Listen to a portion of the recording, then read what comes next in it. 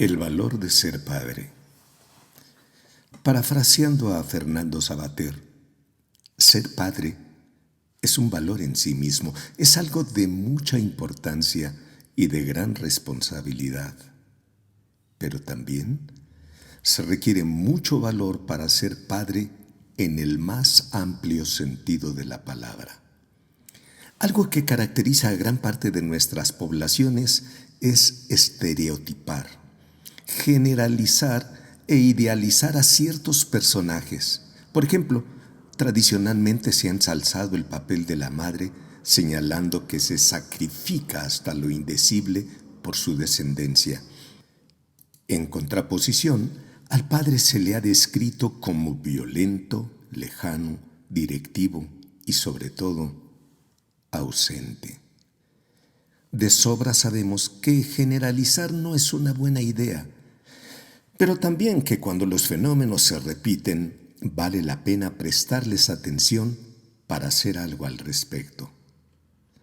Conviene iniciar este breve análisis acompañando a Juan Preciado, a quien su madre moribunda, Dolores Preciado, le dijo: «No vayas a pedirle nada, exígele lo nuestro, lo que estuvo obligado a darme y nunca me dio. El olvido en que nos tuvo mi hijo, cóbraselo caro». Más adelante, cuando Juan Preciado llegó a un lugar semidesértico, dijo: «Vine a Comala porque me dijeron que acá vivía mi padre, un tal Pedro Páramo. Mi madre me lo dijo». En primera instancia, esa frase encajaría con las abundantes descripciones existentes respecto a esos padres desconocidos para sus descendientes, algunos de los cuales necesitan satisfacer su curiosidad respecto a sus orígenes.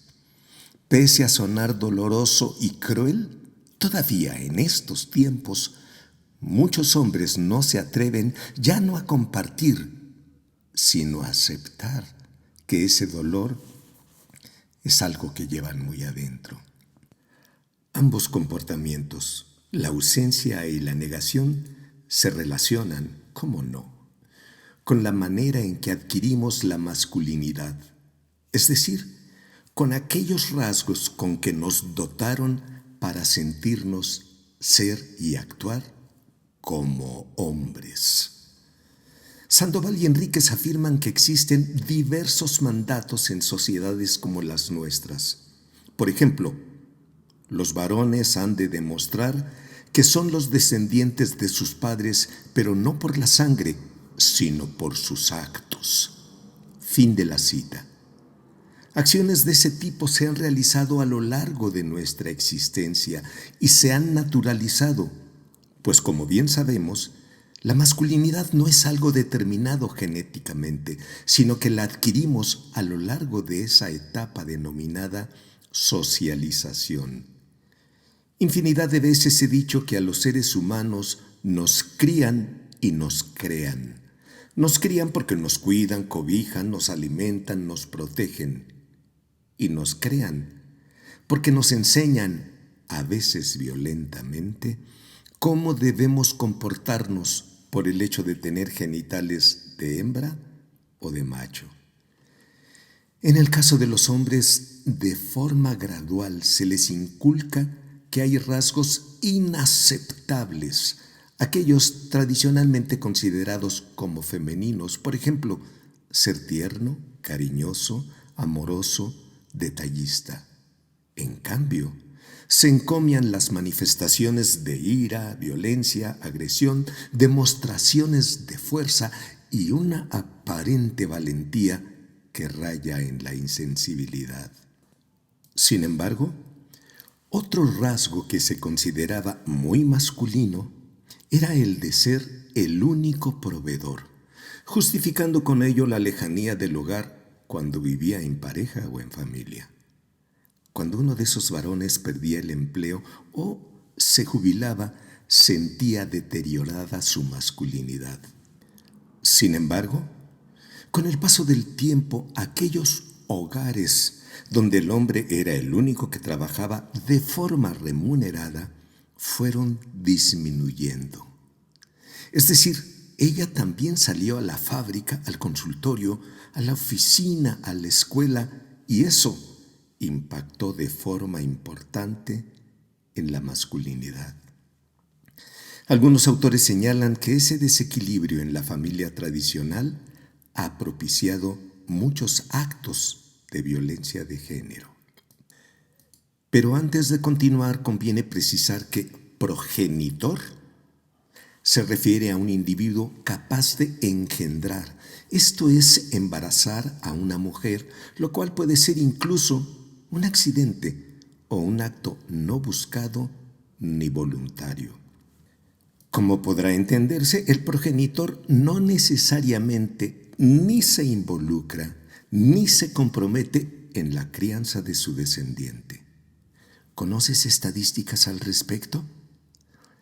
El acompañar a la descendencia resulta de fundamental importancia. Por cierto, un bello y viejo dicho africano encaja a la perfección. Se necesita una aldea para criar a un niño. Fin de la cita. Es decir, no bastan mamá y papá, se requieren más personas que velen por su desarrollo. Complementando lo anterior, la CEPAL, en un documento del 2002, declaró lo siguiente sobre la paternidad. Se trata de un fenómeno cultural, social y subjetivo que relaciona a los varones con sus descendientes y su papel como padres en distintos contextos, más allá de cualquier tipo de arreglo conyugal o cosanguíneo. Fin de la cita.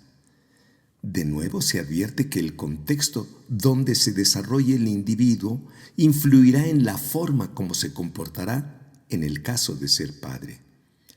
Eso implica que esa persona podrá optar por vivir su paternidad de acuerdo a como considere que es lo más conveniente para su descendencia, con independencia de lo que dicte su comunidad. Paco Herrera señaló que de a poco la paternidad va adquiriendo elementos de presencia, de cercanía, de afectividad, alejándose del modelo del padre ausente, proveedor y guerrero. Fin de la cita. Lo anterior se dice fácil, pero es muy difícil llevarlo a cabo, pues las tradiciones influyen en el ánimo y conductas de las personas. No obstante, si un hombre después de analizar su experiencia en calidad de hijo se da cuenta y se atreve a aceptar que no le agradó la forma en que fue tratado por su padre y además no quiere repetirlo, se alejará de ese modelo para buscar uno donde respete a sus descendientes. Pese a lo antes dicho, se advierten algunos cambios positivos. Por ejemplo, García, Oliveira Rojas y Mena señalan que se observa un incremento en la participación de los varones de las generaciones más jóvenes en los cuidados y en la crianza de sus hijos. En vista de muchos cambios ocurridos en nuestras sociedades, los papás obligada o voluntariamente aparecen en escenas que durante muchos años resultaban impensables. Se les ve cargando una criatura y al mismo tiempo un portafolios o una caja de herramientas. Su cara no muestra pena o vergüenza. Con gran frecuencia sonríen, quizá disfrutando de una cercanía que durante mucho tiempo les estuvo vetada. Aquí encaja la perfección lo dicho por Máximo Peña. La condición de padre la certifica un papel y puede no tener más significado que la connotación jurídica. En cambio, el título de papá lo dan los hijos y las hijas y se gana día a día en la interacción y los cuidados. Fin de la cita. Esto es más importante y enriquecedor de lo que parece. La diferencia es sustancial, pues engendrar puede concretarse en una acción, pero el título de papá hay que ganárselo momento a momento. Es una actividad que no cesa, que no termina, que no siempre es fácil ni dulce, pues a veces resulta agotadora y hasta injusta. Pero cuando se realiza con entrega, con pasión y poniendo todo el interés para que las hijas o los hijos sean personas dignas, verlas crecer de ese modo hace que uno se llene de satisfacción. Como se habrá advertido, no se trata de que el proveedor cumpla con ese papel de una mejor manera. Desde luego importa satisfacer las necesidades tanto primarias como secundarias, pero hay unas partes que deben tenerse muy presentes. Juan Guillermo Figueroa nos advierte: la paternidad es una relación que se construye entre los padres y sus descendientes, donde ambos se involucran como personas. Fin de la cita. Este comentario resulta fundamental, pues nos habla de una relación, lo cual significa que esas personas interactúan, se comunican, establecen códigos y a veces hasta complicidades. Desde luego habrá inconformidades, no todo será miel sobre hojuelas, pero en la medida que convivan, ese vínculo se fortalecerá y se hará más estrecho. Por difícil que pueda parecerles a algunos, esa relación es igual de importante para el hijo que para la hija.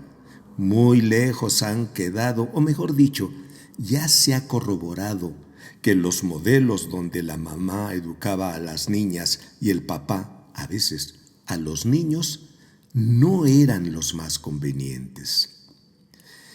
Hemos hablado de cambios que se antojan, pero también de lo difícil de modificar las costumbres. Por esa misma razón, a veces se considera que la antigua paternidad, aquella caracterizada por desobligación, distancia y autoritarismo, solo se observa en las capas socioeconómicas más desprotegidas. Quienes así piensan se equivocan, pues Gould y Lobato comentaron en 2019 que en el ámbito académico las cosas son muy similares. En aquellos espacios donde conviven quienes ostentan maestrías, doctorados y postdoctorados, se repiten escenas y comentarios donde queda claro que la masculinidad hegemónica campea a sus anchas. El testimonio de un académico que intenta ser un padre más justo, presente y equitativo pone de manifiesto las resistencias al cambio, aún en las mentes mejor preparadas desde el punto de vista científico. ¿Por qué si digo no puedo ir a la reunión porque tengo que recoger a mi hijo del preescolar, no es tan aceptado culturalmente como una mujer que recoge a su hijo de la escuela? Fin de la cita. Los logros académicos no garantizan que la gente viva de forma empática o justa.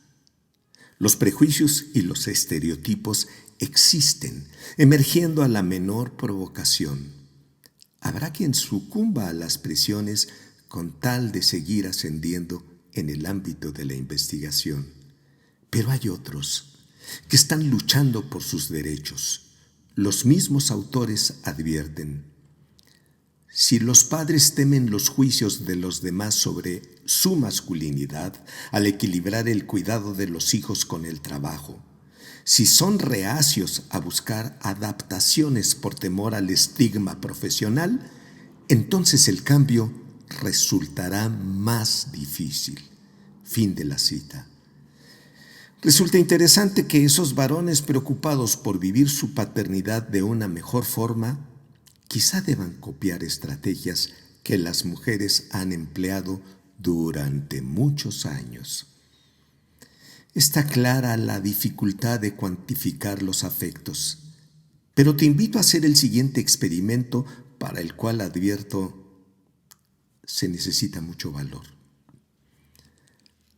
Atrévete a recibir una mirada, una caricia, una sonrisa o cualquier demostración de afecto por parte de esa persona que cuando llegas a casa se abalanza y se desboca hacia ti y te dice, papá. Deja que todo eso te invada y envuelva completamente.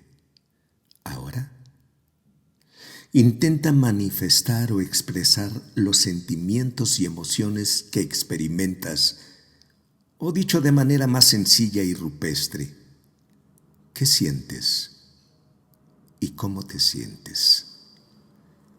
Y no lo olvides, ojalá pronto volvamos a coincidir.